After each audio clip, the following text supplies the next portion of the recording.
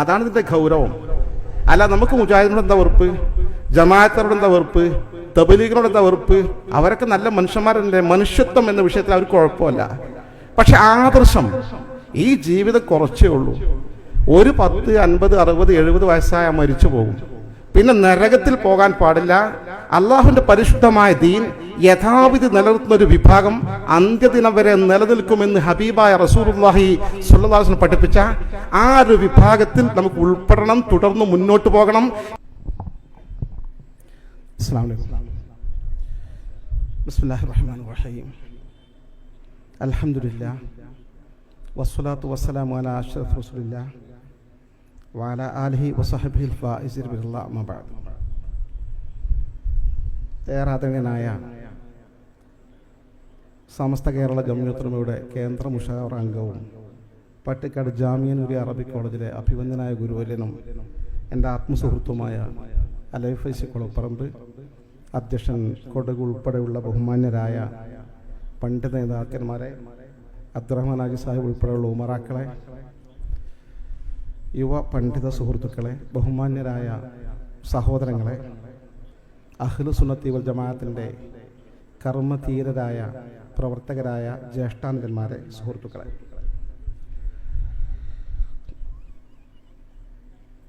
വിഷയാവതരണം നടത്താനായി എൻ്റെ യുവ പണ്ഡിത സുഹൃത്ത് കാത്തിരിക്കുകയാണ്.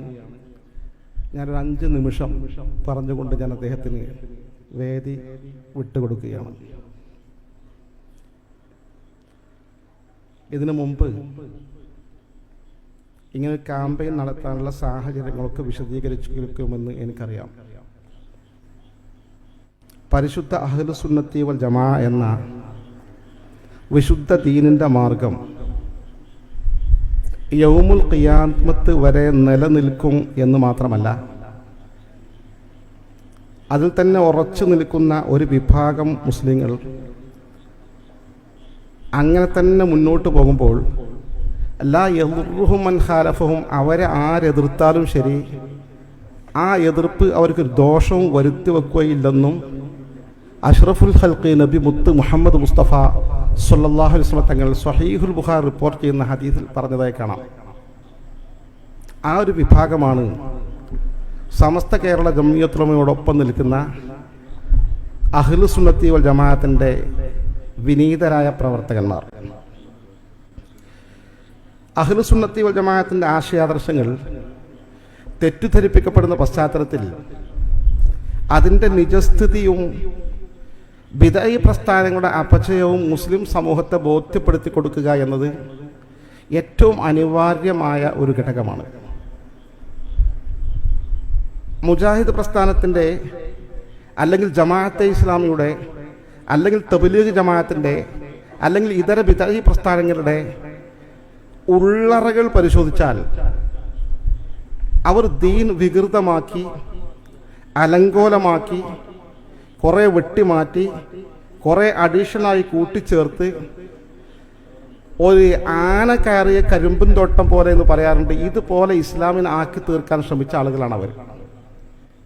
ഇസ്ലാമിൽ ഏത് കാര്യങ്ങളും അവർ കൈവച്ചിട്ടുണ്ട്, വികൃതമാക്കിയിട്ടുണ്ട്. ഇസ്ലാമിൽ ഏറ്റവും പ്രധാനപ്പെട്ട അമൽ ഏതാണെന്ന് ചോദിച്ചാൽ 5 നേരത്തെ നിർബന്ധ നിസ്കാരമാണ്. ആ നിസ്കാരം തൊട്ട് ഓരോ കാര്യങ്ങളും 1 by 1 പരിശോധിച്ച് നോക്കിയാൽ അതിൻ്റെ ഓരോ ഭാഗങ്ങളിലും അവർ കൈവച്ചിട്ടുണ്ട്. ഇപ്പം നിസ്കാരത്തിൻ്റെ തുടക്കം എന്താ? നിയ്യത്താണ്. നിയ്യത്തില്ലെങ്കിൽ നിസ്കാരം സ്വഹീഹാകില്ല, തർക്കമില്ലാത്ത വിഷയമാണ്. ഇവർ നിയ്യത്ത് വേണ്ടെന്ന് പറയുന്നില്ല. നിയ്യത്ത് എന്ന് പറഞ്ഞാൽ നിസ്കരിക്കാൻ നിൽക്കലെന്നല്ലേ നിയ്യത്ത്. അല്ലെ നിയ്യത്തില്ലാത്ത ആൾക്കാർ നിസ്കരിക്കാൻ പോകുമോ? തോർത്തും മുണ്ടെടുത്ത് കുളിക്കാൻ പോകാൻ ജനാബത്ത് കുളിക്കാൻ പോകല്ലേ ആള്. പിന്നെ എന്തിനാ വേറെ നിയ്യത്ത്? ഒതുടുക്കാൻ വേണ്ടി കയ്യിൽ വെള്ളം വെക്കുമ്പോൾ ആ വെള്ളം ഇങ്ങനെ ചോർന്നു പോകുന്ന വിധത്തിൽ വെറുതെ ഒതു എന്ന ഫർള് എന്നൊക്കെ മനസ്സിലാലോചിച്ച് ചിന്തിച്ച് പറഞ്ഞുണ്ടാക്കേണ്ട ആവശ്യമുണ്ടോ? അത് ഒതുടുക്കാൻ തുടങ്ങിയതല്ലേ എന്ന് പറഞ്ഞ് ലളിതവൽക്കരിച്ച് നിയ്യത്തിനെ തന്നെ നിഷ്ഫലമാക്കിയ വിഭാഗം. ഇനി തക്ബീർ കെട്ടിയാലോ? തക്ബീർ കെട്ടിക്കഴിഞ്ഞ് നിസ്കാരം മുന്നോട്ട് പോയാൽ ഫാത്തിഹയും സൂറത്തും ഓതിക്കഴിഞ്ഞ് ഞാൻ ചില്ലറ കാര്യങ്ങൾ മാത്രമാണ് പറയുന്നത്. ഒരുപാട് കാര്യങ്ങൾ നിസ്കാരത്തിൽ തന്നെ.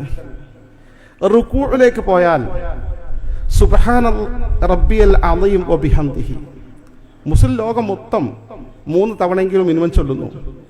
അല്ലാഹുവേ നീ എത്ര വിശുദ്ധൻ, വബിഹംദിഹി നിന്നെ ഞങ്ങൾ സ്തുതിക്കുന്നു. മുജാഹിദ് പ്രസ്ഥാനം അഭിമാനപൂർവ്വം എഴുതി പ്രചരിപ്പിക്കുന്നു, വബിഹംദിഹി എന്ന് റുകൂഇലെ ദിക്റിൽ നിന്ന് വെട്ടിമാറ്റിയ ആളുകളാണ് ഞങ്ങൾ. പ്രബലമായ തെളിവില്ല.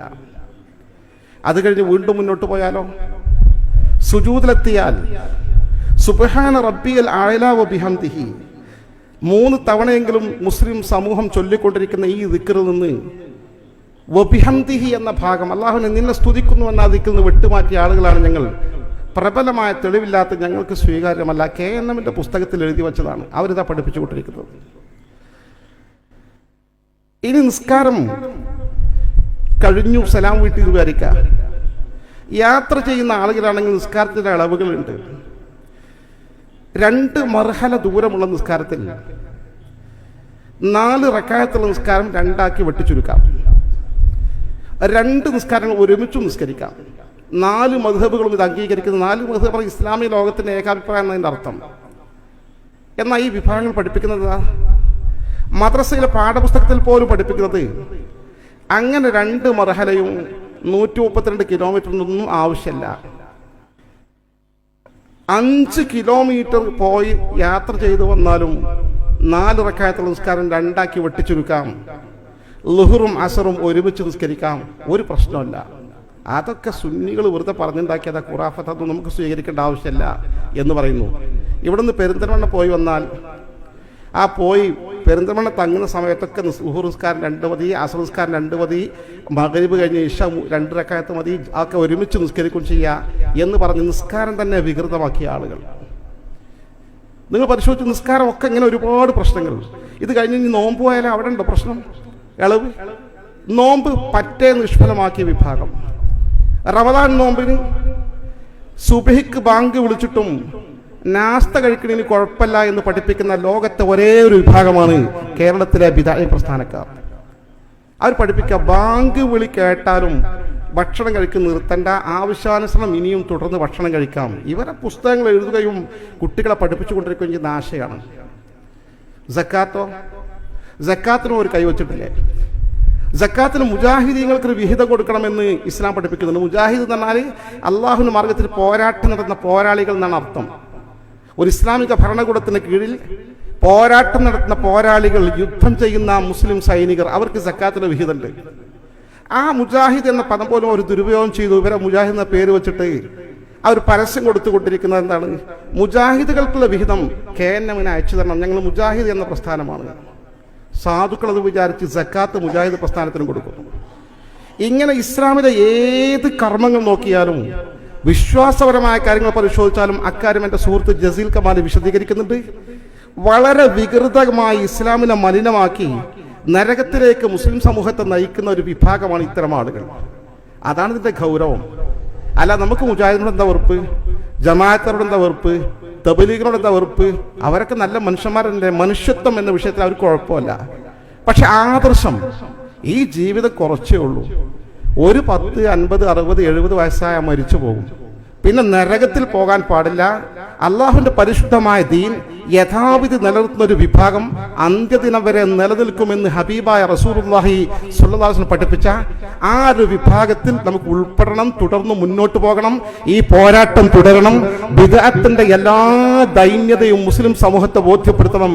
അള്ളാഹു തൗഫീഖ് നൽകി അനുഗ്രഹിക്കുമാറാകട്ടെ. സമസ്ത കേരള ജംഇയ്യത്തുൽ മുഅല്ലിമീൻ കേന്ദ്ര കമ്മിറ്റിയുടെ തീരുമാനത്തിന് എല്ലാവിധ അഭിവാദ്യങ്ങളും അറിയിക്കുന്നു. അസ്സലാമു അലൈക്കും.